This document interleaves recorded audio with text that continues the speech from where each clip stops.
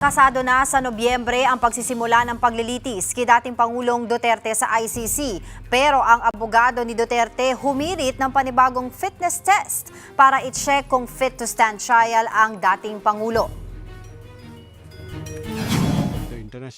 No-show si dating Pangulong Rodrigo Duterte sa unang status conference ng Trial Chamber 3 ng International Criminal Court para ito sa kasong Crimes Against Humanity na isinampalaban sa kanya kaugnay ng madugong drug war. Si Attorney Peter Haynes na pumalit kay Attorney Nicholas Kaufman ang humarap para kay Digong. Ayon sa prosekusyon, kailangan nila ng hanggang September 30 para tapusin ang evidence disclosure. Pagtapos niyan, handa na raw silang simulan ang trial.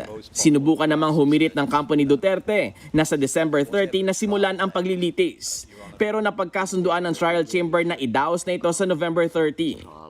We will be ready for whenever you want it to start, but our anxiety is that that should not be a date which leaves us with perhaps 1 or 2 months after the end of prosecution disclosure.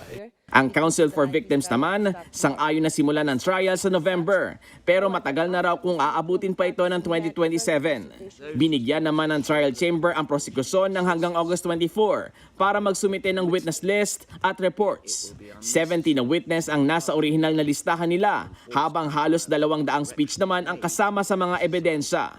197 speeches seems to me, on the face of it, probably not the right word, but it seems to me too much. And I think you need to consider fairly carefully whether you need all 197. That will be narrowed. We will make careful selections. We don't intend to introduce, I'm sure, all 197 of those. Iminungkahi rin ng prosekusyon na ipalabas ang paglilitis sa Tagalog para mas maunawaan. Si Judge Corner naman, pinasusuri ulit sa accredited experts ang fitness to stand trial ng dating Pangulo. Kasunod yan ng bago at hiwalay na request ng kampo ni Duterte.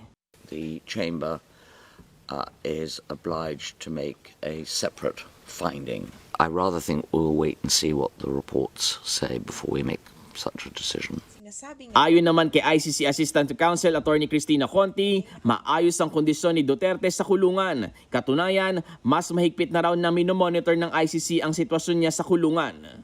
Kung maalala ko, parang January or last year pa nga na yung mga sinasabing tumba-tumba. That was before the confirmation of charges hearing. Ang sinasabi ngayon ng registry, naglagay na kami ng CCTV sa loob ng selda ni Duterte.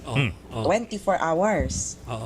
And in the past 30 days, walang pagkakatumba, pagkakahulog, dapa na nangyari kay Duterte. Kapatid para sa 1PH, Dave Abuel, News 5.